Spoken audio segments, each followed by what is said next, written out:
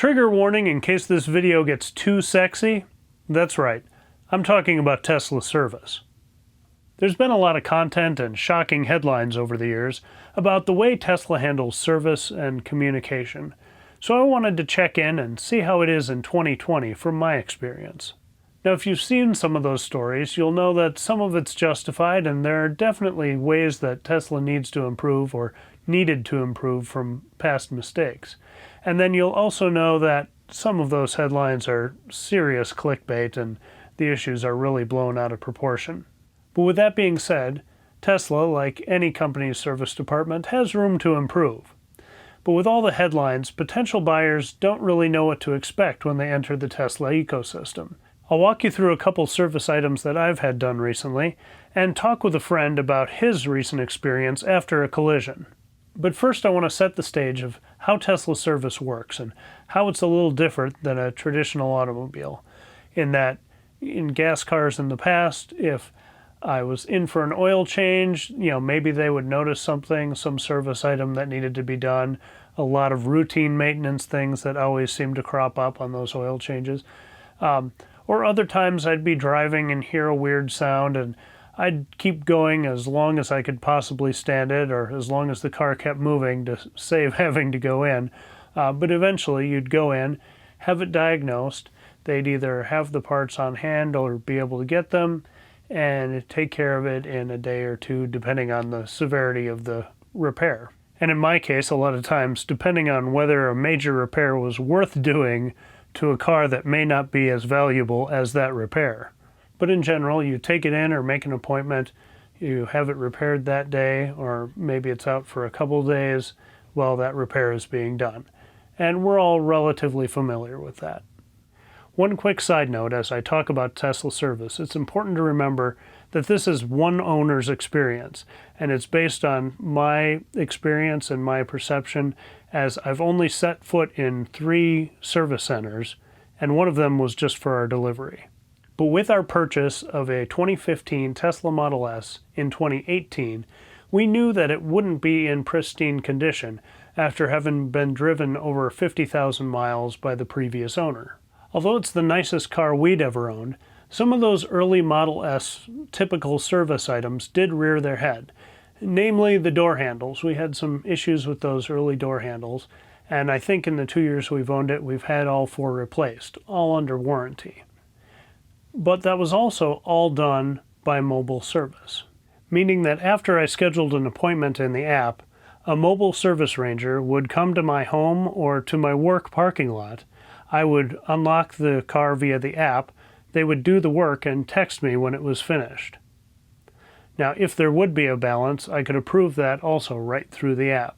It's a super slick system, and every mobile ranger I've dealt with has been fantastic, answering any additional questions I might have. And they can handle anything from changing the batteries in your key fob to some pretty major upgrades. But there are times when you do need to take it into a service center. Luckily in Minnesota we now have 2, one in Eden Prairie on the West Metro, that's been here for several years, and then this year Maplewood in the East Metro opened up a larger service center there. Recently, as I passed 108,000 miles on the car, another known issue on those older vehicles cropped up. There's a component in the MCU that writes to flash memory, and apparently that can't be cleared. So when that fills up, it crashes the whole MCU. Now, I'm not a technical person at all, so I may get a term or something wrong here, but basically the center screen just goes completely black. Now the good thing is, because that computer is completely separate from the driving computer, that can happen while you're driving and you still have complete control over the vehicle, only you're missing some things like climate control or things that would be controlled by the center screen. But from a safety perspective, you're still able to drive the car. Now, other owners had told me that this can happen about the 100,000 mile mark on some of these older vehicles. So I had been bracing myself for it and knowing that it could be an expensive repair. In fact, I've even heard of people selling their vehicles just for the sake of avoiding having to do this. So I braced myself for trouble when our MCU seemingly went out on July 28th. When I got home that night, I plugged in, went to the app, and scheduled a service appointment and described the issue. In the morning, I got the default text message saying that a service appointment for mobile service had been set up. Now, I was pretty sure this would be more involved, so I wasn't too surprised when 2 hours later I got a message saying that they were going to review my issue and see if it required more than just mobile service. In the afternoon, I got another response from a technician saying that yes, indeed, the car would have to come into a service center for repair. And they gave me a couple options for appointments. Naturally, I took the next available, which was a week later on August 5th. Since we've both been working from home during COVID, we decided to pass on the offer of a loaner car, thinking that somebody might need it more than we did. During the drop-off, I had a good conversation with the service representative, and we talked through some of the different options. One would be to order the parts for the new MCU, or whatever part of it needed to be replaced. But they had also been doing, over the last week, he had said, a new software fix that seemed to be working in some vehicles. So we decided to go with the software option first and see how that worked, and we'd always have the hardware fix if we needed to go that route later. Now, he told me they could be done by the end of the day, and even though I had expected that it might take a couple days, I was surprised at 4:16 in the afternoon to get a text saying that the car would be ready to pick up that evening. The software fix had worked, with the caveat that the car didn't seem super happy about it. So, although everything seemed to be functioning all right, they weren't completely sure of how long this would last. Now, due to that uncertainty, they charged me just a discounted labor fee, and I drove off, happy to know that this was an experiment and we'd see how it went. 3 weeks later, on August 26, my brother and I were driving up to Brainerd International Raceway with a bunch of other Tesla owners who were going to be doing drag racing. After our last stop, the radio wasn't working, so I did the scroll wheel reset to see if that would bring things back. And instead, that crashed everything on the center screen. Again, we were still driving fine and everything was perfectly safe, but that really crashed the MCU for good. Being halfway to Brainerd already, we decided to just continue with our plans for the evening and not worry too much about it. Again, the car's other systems were working fine. But I got home about midnight, plugged in, and again entered the service appointment in on the app. Again, I got the auto response that they'd do mobile service. Then in the morning, that was reviewed, and they set me up with a service appointment on September 1st. Now, because I knew they were ordering the part, I also knew from the confirmation text that the part had not shipped yet by August 31st. So I contacted the service center and asked if they still wanted me to bring the vehicle in, or if they wanted me to wait until the part was actually in their hands. Just to be safe, they asked me to still come in on the 1st. So that morning I dropped the vehicle off. Again, we turned down getting a loaner because we didn't need it. And then on the 3rd, we got confirmation both via text from the service team and an email confirmation from Tesla that a part had been shipped for our vehicle. So that shipped on the 3rd, with the arrival suggested that it would be there on the 10th. Assuming the part came in on the 10th, I figured by the time they got it in, we definitely wouldn't be getting the car back before the 11th. But again, they reached out the morning of the 10th saying the part had arrived, and they should be able to get it in yet that day. And yep, later in the afternoon, we got the message that it was available, and we picked it up that evening. One minor glitch is that because it was the very end of the day when they finished working on our vehicle, they didn't actually close out our service ticket. And so the next day was a Friday, and then that weekend on our app, it still said ready to pick up. Now the car worked fine. I took it, driving around, did some supercharging, no issues. And then I just sent them a text on Monday saying, hey, I think somebody forgot to close out our service item. Minutes later, they sent me the invoice and a confirmation that, yes, they had forgotten to do that, but got it squared away right away and no issues. So when I opened the invoice, I was bracing for what I had heard of the horror stories of over $1,500 to have this piece fixed. And really, with both repairs, that minor service charge for the software thing, and this, the total was $454.83. So way, way cheaper than I expected. Now, I've had plenty of unexpected repairs in my former gas cars that were way higher than that. But I also don't want to discount the experiences of previous people who have had this fix, because I'm sure they were being honest when they said they had a very expensive solution to this problem. But it kind of shows that Tesla is always innovating and looking for new ways to solve problems. So maybe what was a $1,500 fix a couple years ago is now a under $500 fix with the solutions and workarounds they've come up with, today. So overall, I was very happy with that experience. And I've got some other conclusions and areas I feel they could do some improvement in coming up. But first I want to share the story of some body work that was also going on about this same time. Todd Holter is a member of the Minnesota Tesla Club, and he got T-boned in a parking lot by a Dodge Ram. This wasn't a real high-speed collision, but did cause some good damage to the car. We talk a little bit about his previous mobile service experiences, and then his collision repair and how the communication and dealing with Tesla, the body shop, and his insurance company went. So take it away, Todd. I've had the Tesla since September of last year, and my experience so far has been, I had a couple warranty repairs that where I drove into the showroom, and I scheduled an appointment on the app on my phone. And the nice thing about about the app is that I'll get notification texts. They'll ask me any questions and stuff like that, and I'd literally drive right in, talk with the service guy. If it's under warranty, they usually give you a loaner vehicle to use for a while, while they repair it, and then they send you text messages throughout the process, to exactly how it, what the status is and stuff, and what the repair is going on and stuff like that. So with those warranty repairs, that you bought your Model S used, correct? Yes, that's correct. I bought it. It was like 2 years old, so it still has 2 years. Only had like 16,000 miles on it. And so you had a few times going in there, and then they just kept you updated on the app. And has that been pretty consistent since your first one to this one?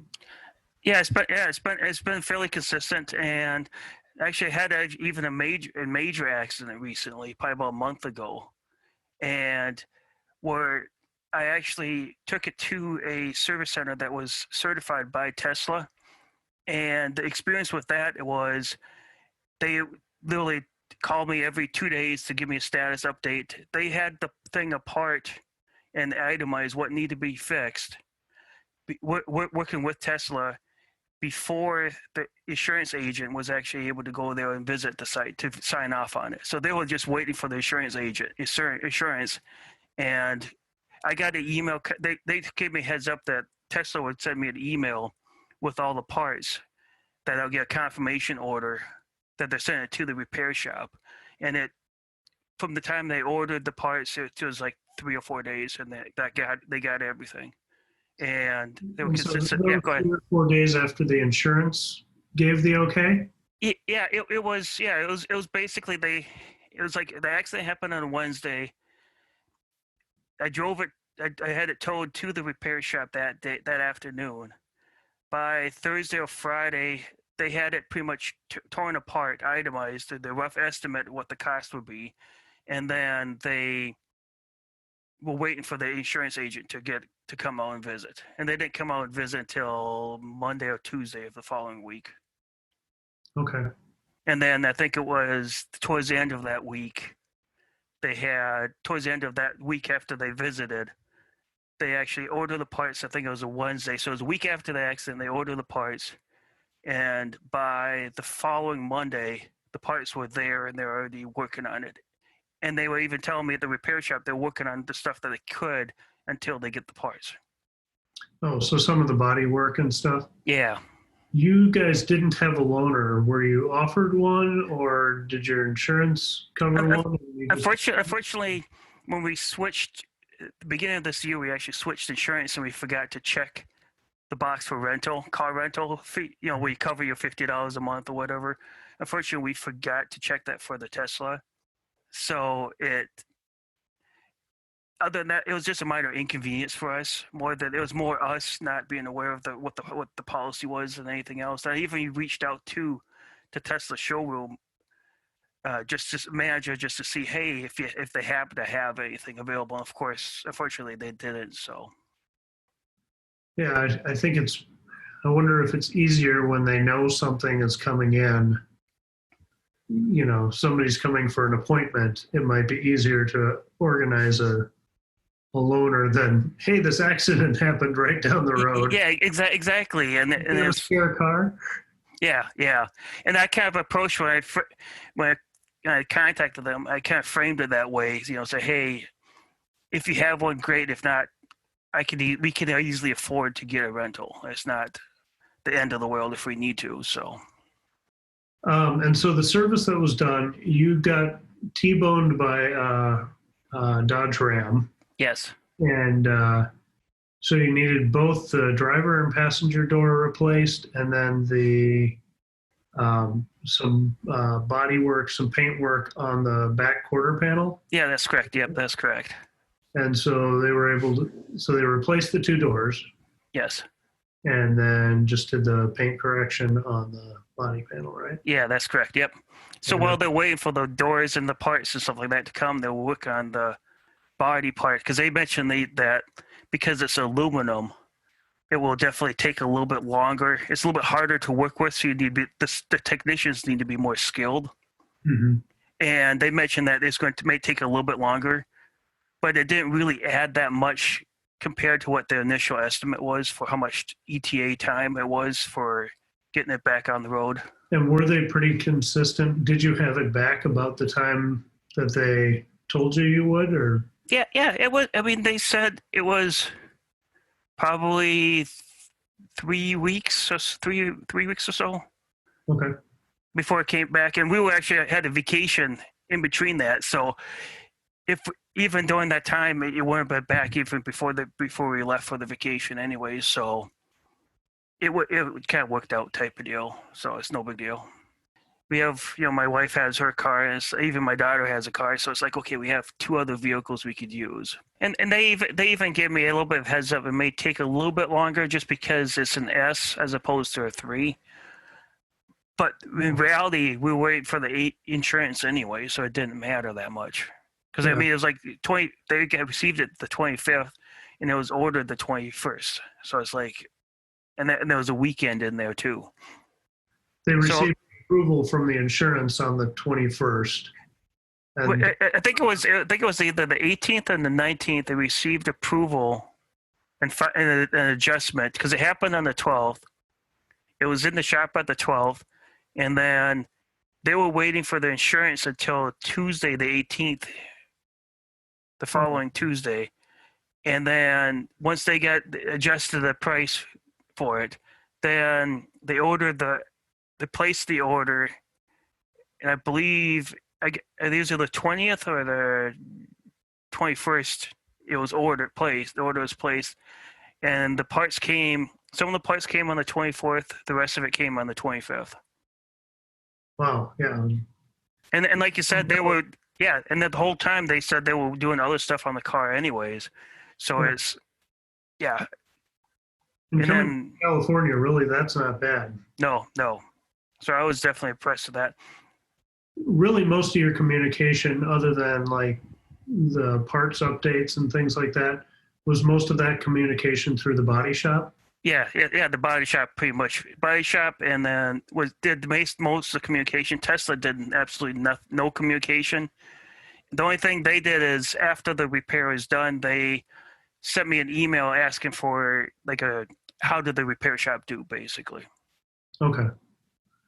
And how did the repair shop do? Did they, can you tell there's a big difference or different colors? And And your Model S is black, correct? Yeah, that's correct. Yes, I can't tell a difference between the panels and stuff like that. Uh, the color, if they painted the doors or anything like that, it looks exactly the same match as all the rest of the car. Yeah, and like the fit, how the doors close and everything feels normal. Yeah, it feels totally normal. I mean, the only thing I did notice is on the front, on the interior, the panel on the front door, right? It may be just more nitpicking for me probably is I noticed that on the passenger side doors, the old body panel on the front, it has a gap from the dash to where the door is, where it Mhm. matches up. Where my side is a lot smaller of a gap compared to the passenger side door, and I could attribute it to potentially, okay, maybe it's a newer door, but I know they put the same frame because some of the aluminum pieces on the door itself and the inside has a couple of nicks that it still has. So I know some of the interior pieces were the same. Okay. So it could be maybe that they have like a slight manufacturer difference between the two. Yeah, between when your door, because what model year is yours? It's a 2018. 18. So yeah, maybe if it's a 2020 door or Yeah, 19 door, yeah, there could be a difference. but yeah, like you said, but for functionality wise, it just looks totally just exactly the same as the old door or before the accident. Well, that's good.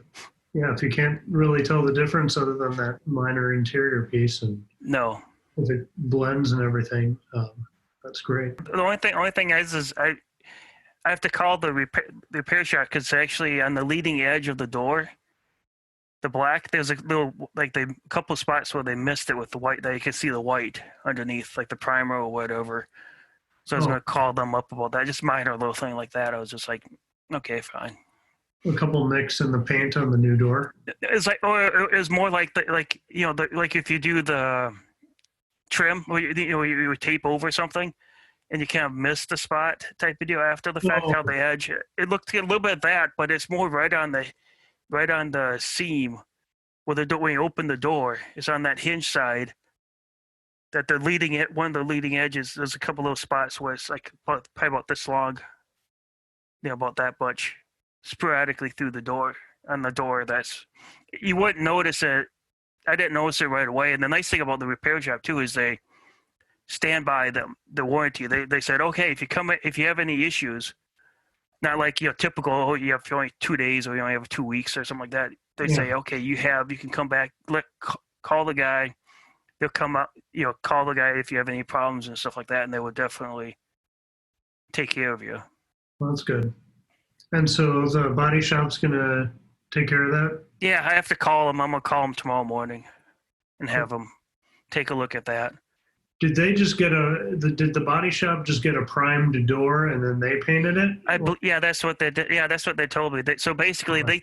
they took the door from once they receive the stuff. They actually go through all the items and stuff like that, make sure nothing's broken Mhm. during shipment, and then they send the doors to be painted. And then, Okay. so I guarantee it's probably directly from the Tesla assembly line, the unpainted, whatever's primed, and then Yeah, and then before they paint it, they just ship it out.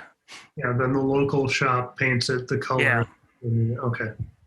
If it was done in Tesla's paint shop where they're painting the other doors, you would think it would be sprayed entirely. yeah. There wouldn't be any taping off or anything like that. And the thing is it depends. Even although you have the mixtures exactly the same, it may be just a little bit different potentially too. Yeah, that's true. Yeah, to being able to match it directly to the vehicle you're working on. Mm-hmm. Well, I hope they get that fixed for you soon. Yeah, Even if it's not super obvious, it's still nice to have a. it is definitely nice to have it. So, what has your mobile service experience been like? I've had maybe, I have to remember, either 2 or 3 times I had mobile service come out, and the one was for one of my door handles.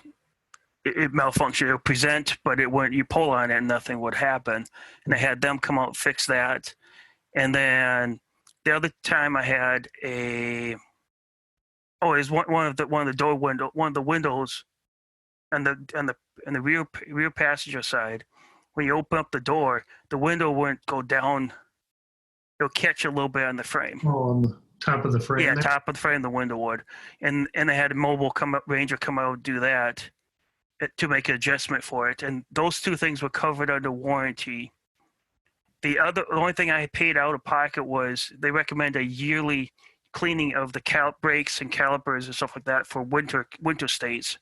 Mhm. And that was only like $260, $270. Okay. So not too much more than just the labor. No. Okay. And so when they did that, did they come to your home or your office or? Yeah, they came to my house, and really all I did is made room for them. So I moved the other car out of the garage, made sure the car was centered, and the tech showed up and stuff. And because of COVID, kept your distance and stuff. And we basically, I told him, hey, let me know when it's done, and let him have at it, basically. You noticed the door handle was presenting, but not making the door open. And so then what was your process of getting that attention from Tesla? What I would do is actually I would, on my phone, record a short video of trying to open the door. Short, maybe 5 seconds or whatever, record it, save it to the phone, and then they'll bring up the mobile app, and I'll go in the section for a service, and I'll go create a new appointment, and I'll put for the location. I would make sure it's my house, my current location, my house. So then they know that it's a mobile service, and then I give a brief description of what the issue is, and then within the app you can attach any videos or pictures with it, and then usually within 15 to maybe 20 minutes or so, I get a confirmation about it, and then they say that if there's any changes or if they need any more questions, they would actually contact me. And there were a couple of questions, and I answered the questions that they had, and then they just scheduled the appointment. They picked the time that I picked and stuff like that. They came out and they actually did the service. And so when they asked you the questions, that was via text message? Yeah, it was a combination. Sometimes it was mostly via text message. They would. Mm-hmm. Yeah, that's how it's been with me too, where, just schedule it through the app and they say, yep, this will be mobile service, a text available here. Yep. And another thing I noticed that they do too sometimes is because to verify the warranty and stuff like that, they just give you a rough estimate what it will cost. But most likely, they say because it's under warranty, it'll be like an invoice for you that would give you that information too. Yeah, I've gotten that too, where it's like a heads up, this is what you're going to pay for what we estimate you're going to pay. Yep. It's covered. You'll see, this will all go to zeros. And that's been the case on the warranty work for me too. And the thing is, even with the one that was under warranty, the maintenance service, they estimate what it was, and it was easy to make. When you make the payment, because it has the credit card already on file, Mm-hmm. It was easy to pay for it. Yeah, I think you just have to verify that. Yep. Yeah, just verify and they agree to the terms and with the invoice, what the price is. And then one thing I learned from like the different Tesla clubs out there is with that information about your location. If you pick a location like one of the service center, it would actually say, okay, you have to go to the service center, versus being a mobile. And even sometimes if you pick a service center, I think they may actually review it and say, okay, this could be a mobile. You would assume that. I haven't experienced that yet. But well, I've had my last couple with the MCU thing, it defaulted to this will be a mobile appointment. And you can kind of tell that's the auto response is your mobile service person will be there on Tuesday, and you just confirm that. And then usually you get that text message maybe the next morning of, nope, we reviewed this. It looks like you're going to need to come into a service center for this. There's an appointment, in Eden Prairie in 2 weeks or next week in Maplewood. Which one do you want? And I've taken the nearest one, obviously. Yeah, and like you said, it's nice that they actually review it, and if they have any questions, they can make sure they get it diagnosed correctly, so at least they can prepare it. Okay, how much work is this repair going to be for them? Yeah, that's another thing I find pretty incredible. Like I was talking earlier about the traditional way of you take it someplace and then they take some time to diagnose what's wrong. Yeah. But when you put that service ticket in to the app, they can immediately, whenever a technician is available the next morning or whenever that is, they can look at the logs from the car and say, oh, the guy described this, but it's really probably this. And then I was having a funky issue where one of my headlights wasn't working, and there was something else that was just a little off. And I described, like, I couldn't explain why these like seemingly different systems were not functioning correctly. And then they said, or they ended up doing a mobile service fix for it.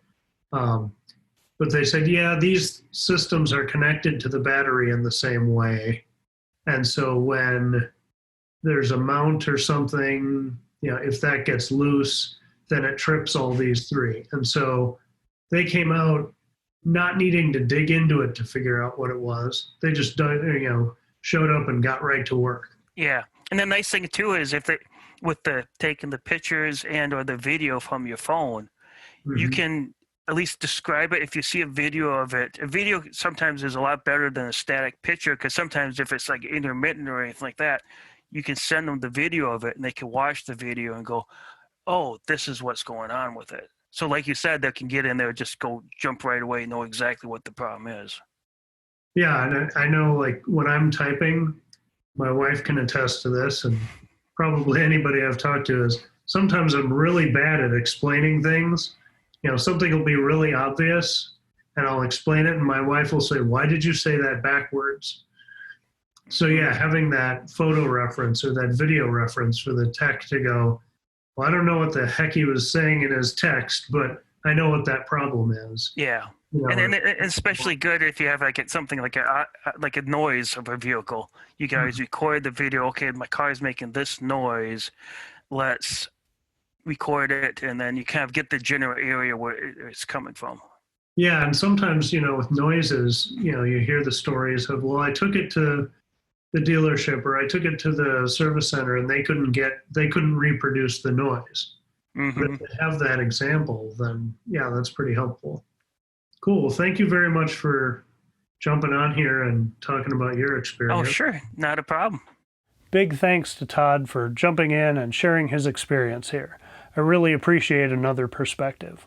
Well, if I haven't rambled on too long already, I'll wrap up with a couple quick conclusions. First, since we purchased our car in 2018 until now, Tesla's communication has vastly improved. It's mostly via text and the app, but you're getting answers, you're getting situation updates, and most issues can be resolved there, and mobile service is fantastic. As for the scheduling, an area they could work on is the timelines.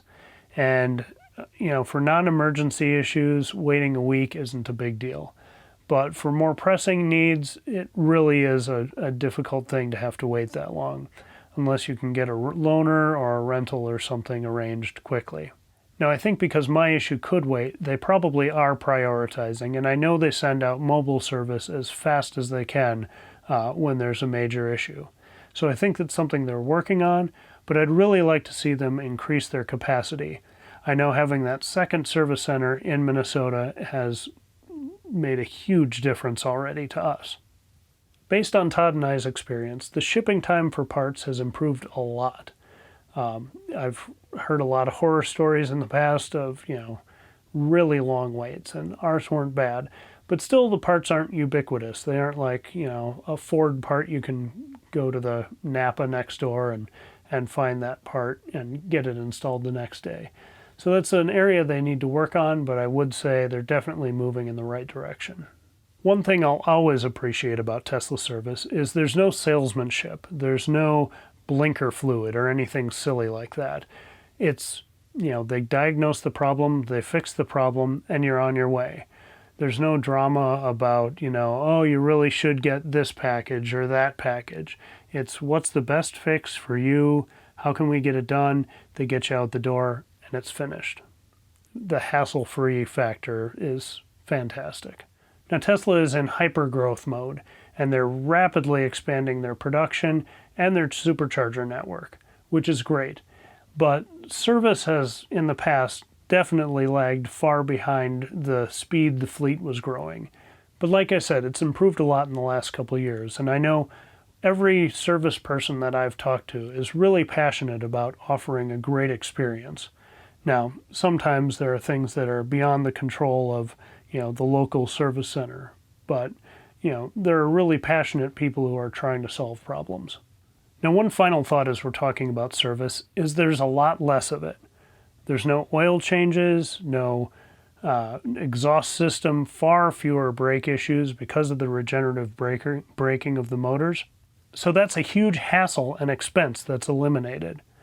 Now, I'm driving a vehicle with 108,000 miles on it, and we've put about 56,000 on it in the last 2 years. And my major expense for repairs in that time has been $500. That's pretty remarkable. So can Tesla improve? Definitely. But in my experience, they've been pretty good already. Now, have you had an experience with Tesla service, good or bad? If you have, please share it in the comments below, because I really want viewers to have a realistic expectation of what they can expect when they move from a gas car to an EV, especially Tesla in this case. Again, thanks to Todd for sharing his perspective. Thank you for watching. If you haven't already, please like and subscribe. And happy road tripping, and have a great day.